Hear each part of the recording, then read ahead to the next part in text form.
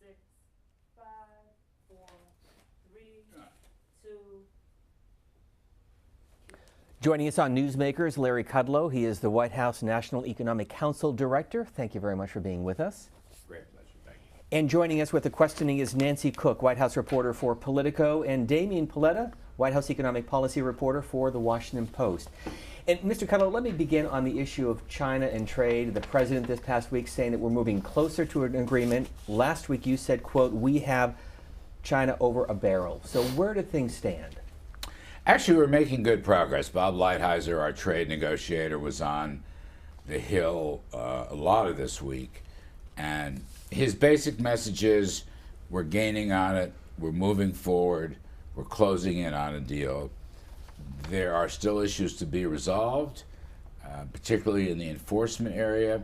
I might also want to say, as I have in the past, the discussions here have gone deeper, broader, further than any time in U.S.-China trade relations, way beyond anything we've done. And on the whole, they've been quite successful.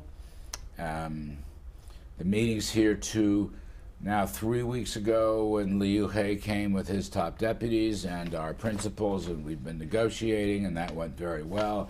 Then, of course, he has to go back and get clearance from President Xi and the Politburo. And then we had whatever it is, teleconference meetings every day last week. This week, our principals, which is Steve Mnuchin, Treasury Secretary, and Bob Lighthizer, made a lot of good progress. They're not quite there yet.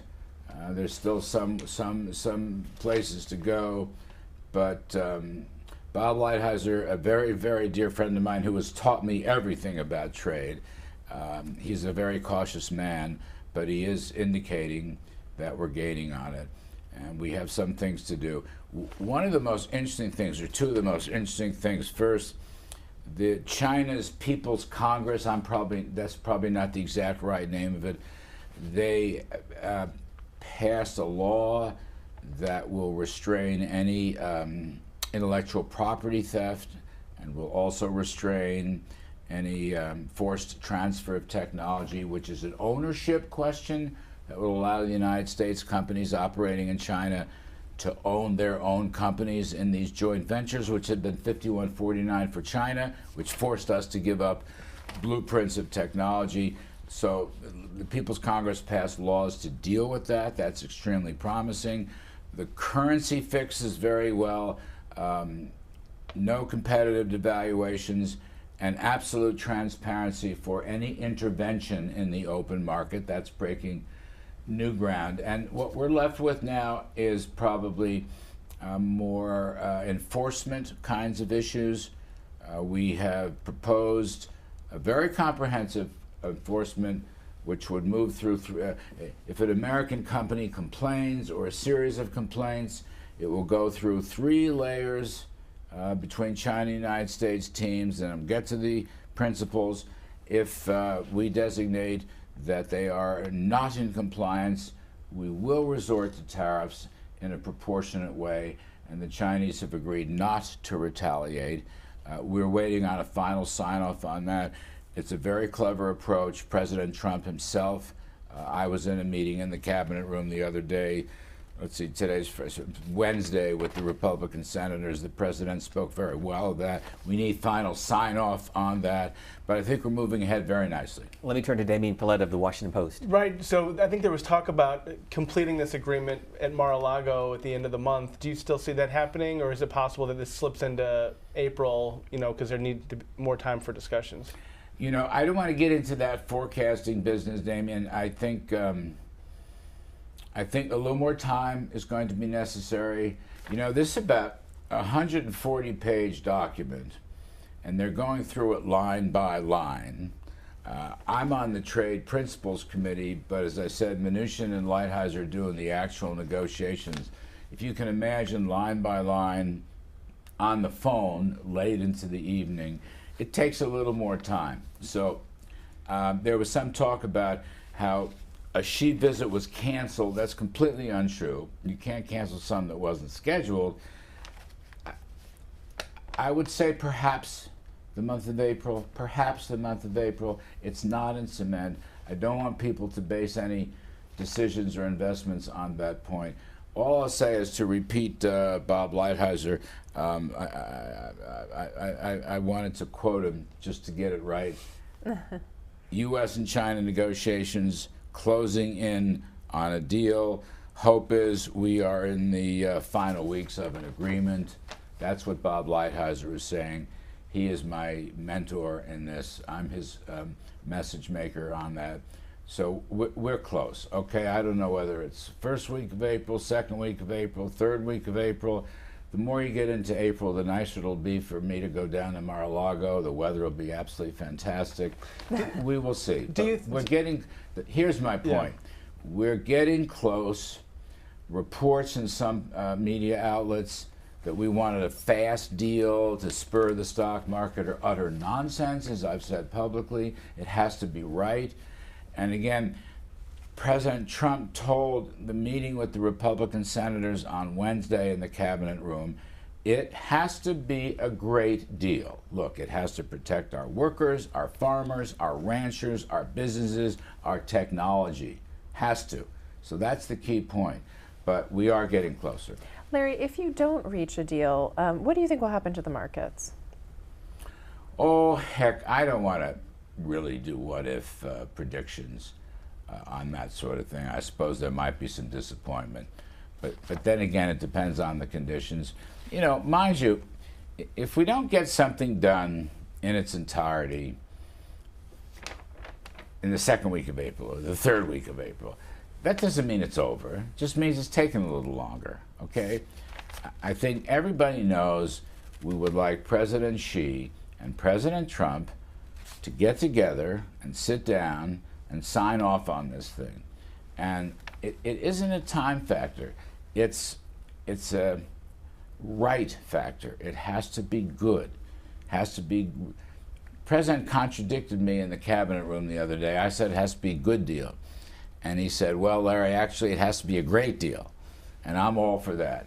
And again, the enforcement mechanism is very, very important. But I will say this, Republican senators, predominantly free traders, are absolutely behind us on this and agree with us. So patience. What is it? Patience, my son. Patience, my son. Patience is a virtue here. And just quickly, how, my reporting has shown that there's been some disagreement in the White House about how far along the deal has to be to schedule a meeting with the President Trump and President Xi. Does the deal have to be sort of totally done and pre-cooked before they set up that meeting? That's a good question. I think it should be mostly done before the two leaders get together. Whether it has to be entirely done, I don't really want to speculate on that. I mean, I've read the things that you all are writing. We're going to have to be close, maybe settle a few last details in order to get the two leaders together. And I think the negotiators on both sides, Vice Premier Liu He, who, in my opinion, is a man of great integrity and a true free market reformer, he knows that. We know that. President Xi knows that. So the closer, the better. I just don't want to be held to any details. I don't want to mislead you. We don't necessarily know all that. But again, we're getting close. That's what Mr. Lighthizer said. Bob, who's a wonderful person who has taught me literally everything I know about trade in the year I've been in this office, is a cautious man. He is a cautious man. So for him to say that we're getting closer on it is a very positive development. In that tutorial, what one thing surprised you? What one thing that you did not know that you learned in this process? You know, that's a great question, Steve. So it's been a year. I'm not a trade expert. I've learned, I think, a lot of things. 2 points. President Trump has proven, and I'm the free trader in the building, President Trump has proven that tariffs can be and are an essential negotiating tool.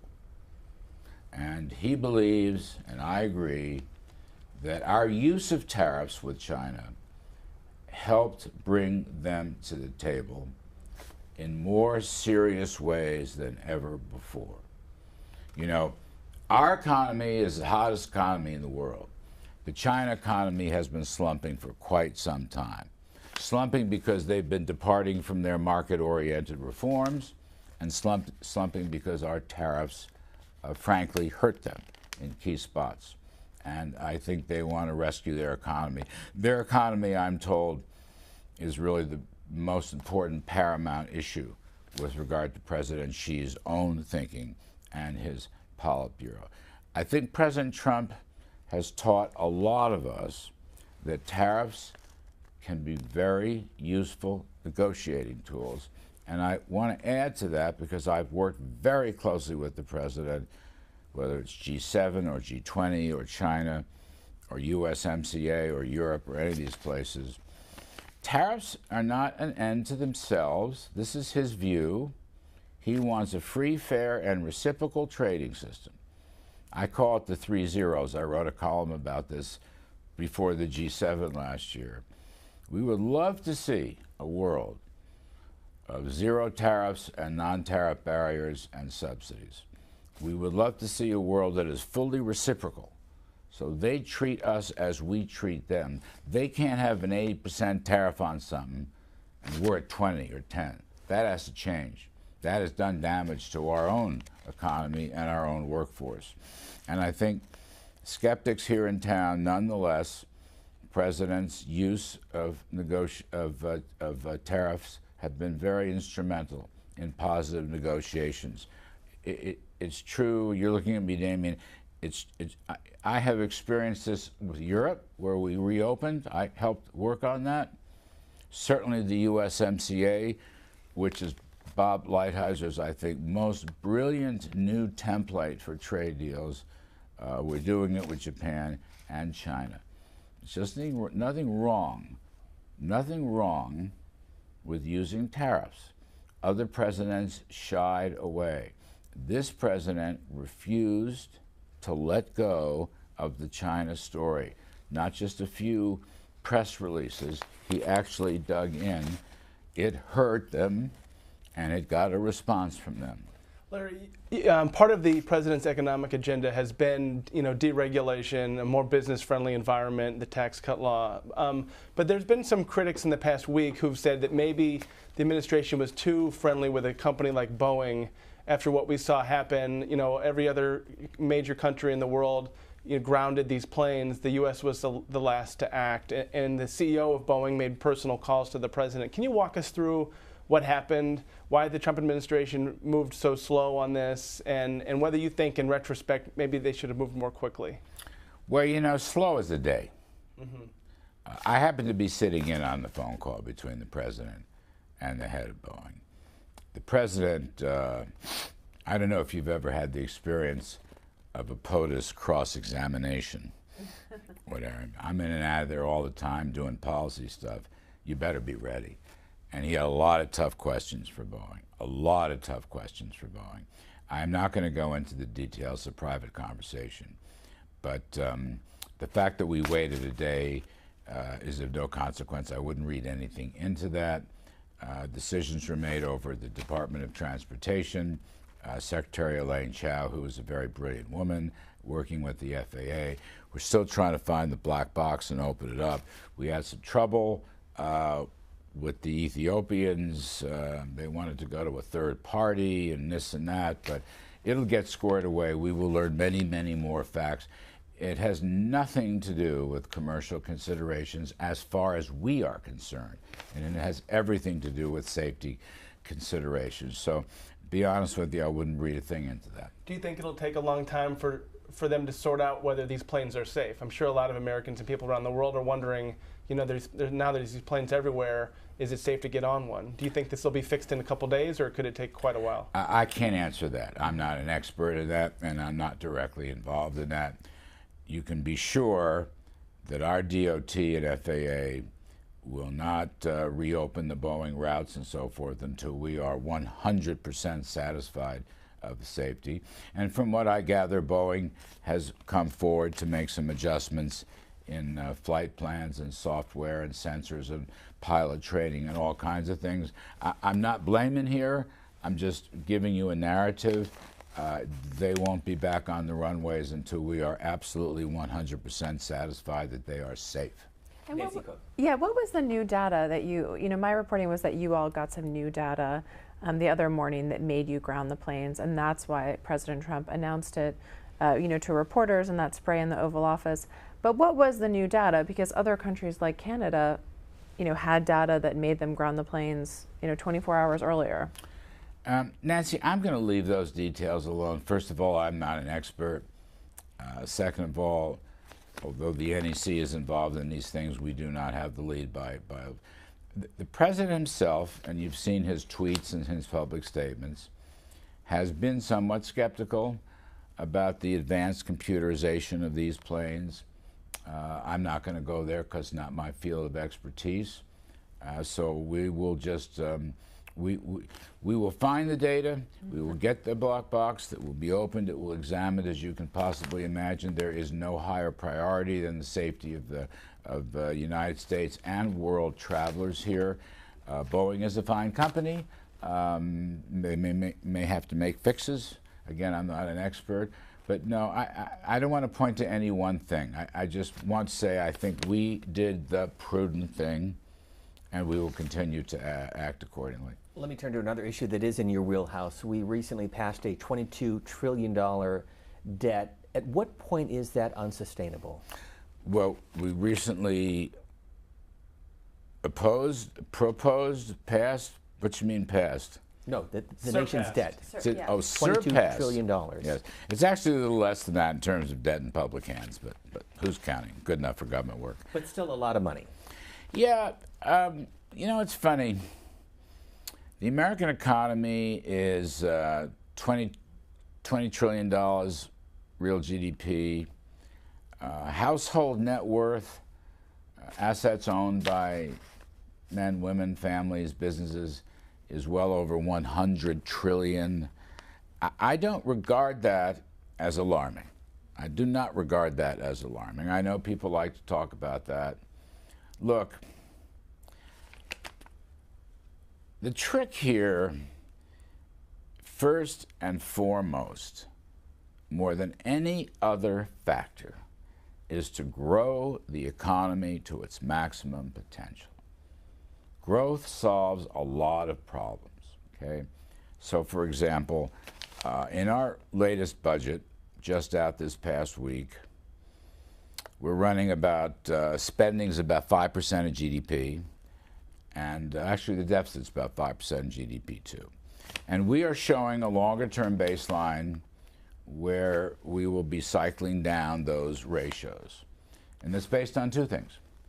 Number one, we are sticking with our view that lower marginal tax rates create incentives to work, produce, and invest, that we are, in effect, rebuilding the American economy in ways that are 20 years old plus. We are maintaining our efforts to roll back all manner of unnecessary regulations and paperwork. I mean, it's very interesting. If you look into a statistic called new business applications and new business formations, these are the small businesses. I think that the face of the new Trump economy right now is twofold. Men and women starting and owning their own companies because low taxes and regulations not only give them an incentive reward, but make it easier because the paperwork is lighter.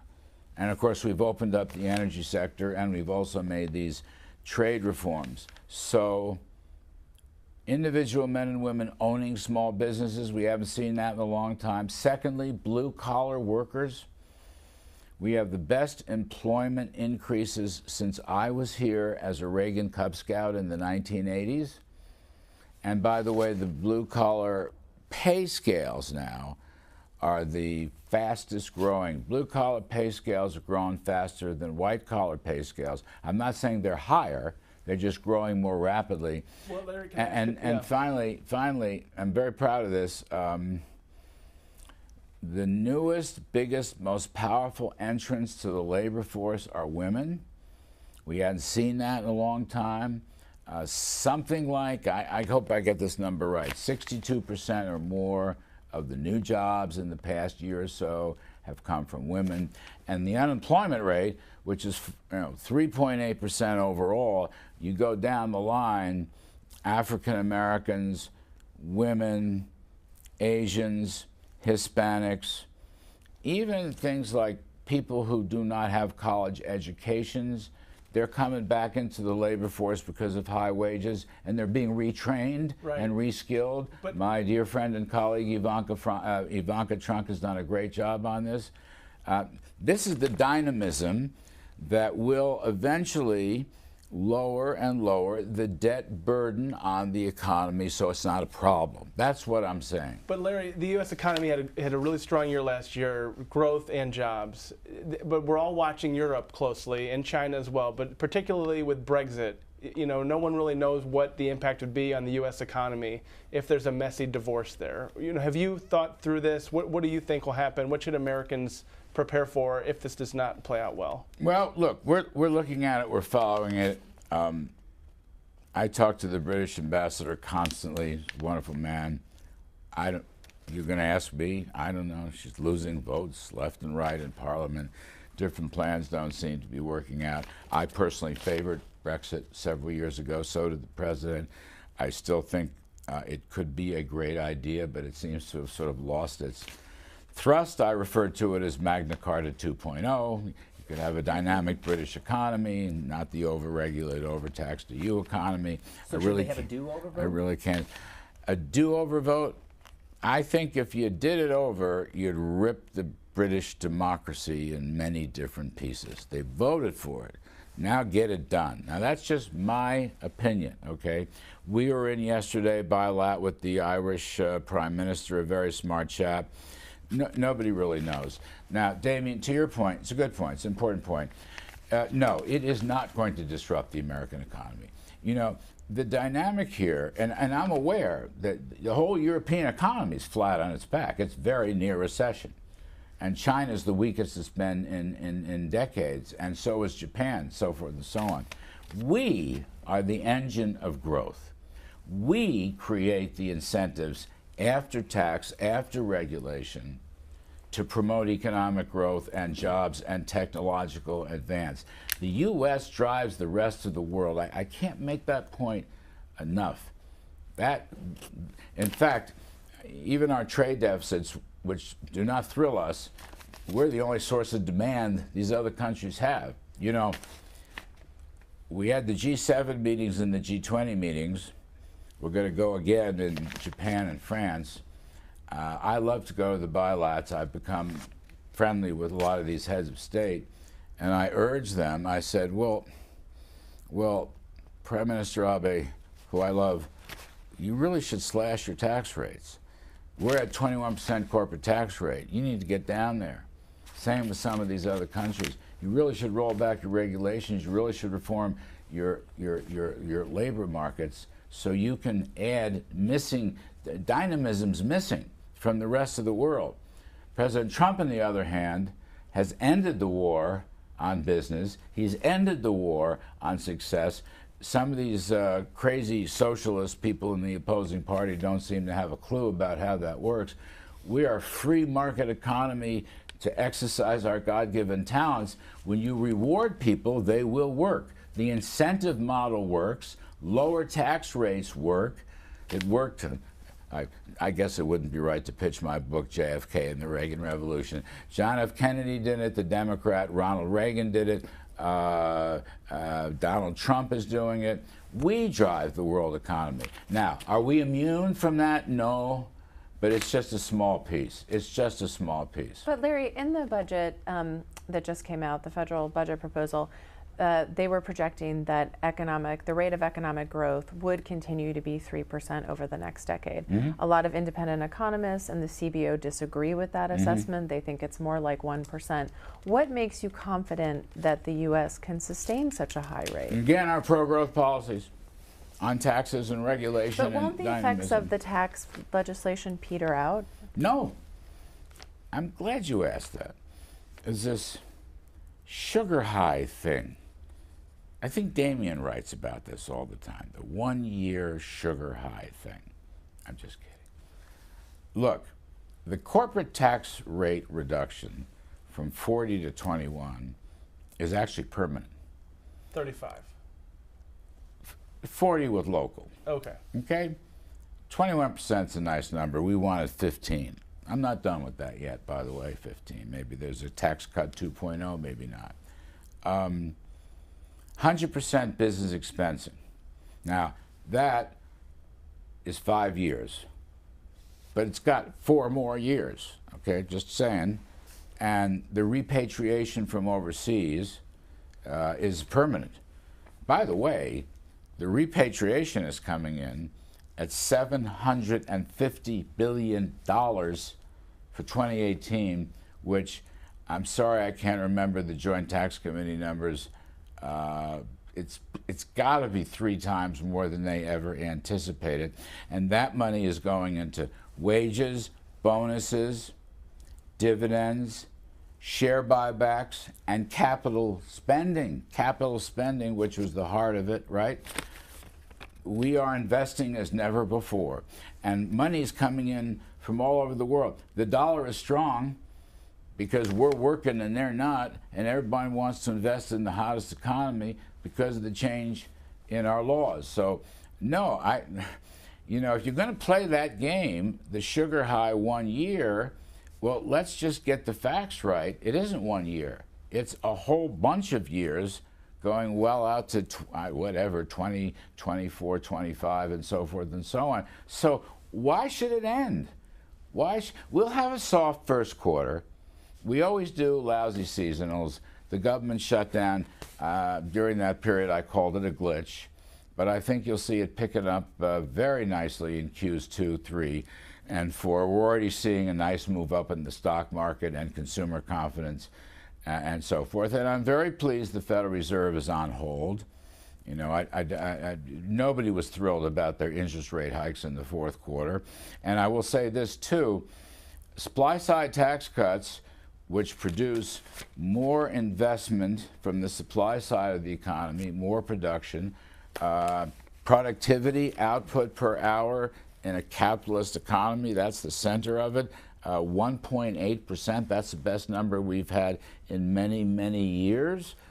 Why can't this go on for quite some time? Really? Can I ask one more? There's another question. And wait. I, in my old age, I don't want to forget the fact that there's no inflation. So all those folks with all those econometric models who have argued for so many decades, and I've been fighting this for so many years I can't even remember. The fact that an economy can grow faster from supply-side tax cuts and deregulation, the fact that an economy can grow faster with a steady dollar does not cause inflation. That old Phillips curve, more people working is bad? No. More people working with higher productivity, getting higher wages is bad? No. There's no inflation. And look at the market signals. Look at the market signals, okay? The bond market spreads are telling you no inflation. The 10-year, we're worried about the budget deficit and so forth, so how come the 10-year Treasury bond's 2.6%? If it was really such a crisis, it would be way, way, way, way higher than that. Markets are giving you a signal. The economy's giving you a signal. And I'm glad. I praise the Federal Reserve now for shifting its policies. And they're not going to be raising rates anytime soon. Quick follow-up with a minute left. Sure. So one thing we're hearing a lot about on the campaign trail, and even from Republicans in Washington, is this big tech idea that something needs to be done about big technology companies, Google, Facebook, and others, that are gathering all this personal data and doing whatever they want with it. Do you have a view on that? Is the White House looking at maybe addressing this in some way? I'm not going to give you a clear view, but I will say we are looking at it. The NEC is looking at it as a very important issue. I do want to add, however, one other adjunct. We are doing very well on 5G. We are. There's this idea that it's a catastrophe and nothing's happening. We're doing very well on 5G. We are well ahead of our Chinese counterparts, at least in the United States, and we're going to do more and more. You know why, Damon? Free market, entrepreneurial, private sector investment always wins. Government control and socialism and health care for all and paying everybody whether they work or not, and the Green New Deal, which probably cost $100 trillion and take 10 or 15% GDP out of the economy. I am putting, maybe we can come back talk about that, Ms. Scully. I'm putting socialism on trial, and I'm going to convict socialism. This is a teaching moment, and the young people, the so-called millennials, who are going to work, I believe, will come around to our point of view. You remember what Winston Churchill said. He said it to me personally many years ago. When you're in your 20s, if you're not a socialist, you have no heart. When you're in your 30s, if you're not a capitalist, you have no brain. All right, we're entering into the 30s capitalist brain part, and we will, and I don't mean this to be condescending, I think this is a teaching moment. Our system, with its freedom and its prosperity, is the greatest system in the history of history. I don't want to change it. I do not want to change it. I don't want to punish people. I want to reward them. And in 5G and many other places, we, the USA, have the lead and will remain in the lead.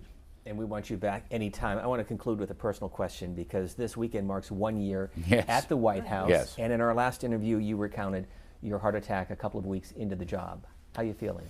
As Cardinal Dolan calls it, my cardiac episode. You're very kind to ask. I feel great. I absolutely feel great. This is the greatest job I've ever had. I mean, I was here years ago in a lower level job at OMB. It's a great honor for me. I love working with President Trump. I see him. I'm with him all day, every day. He's been wonderful to me. And we are using the right policies to rebuild America, and it's an honor for me to be part of that. Thank you. Larry Kudlow, he is the director of the White House National Economic Council. Thanks for being with us on Newsmakers. Thank you. Appreciate it.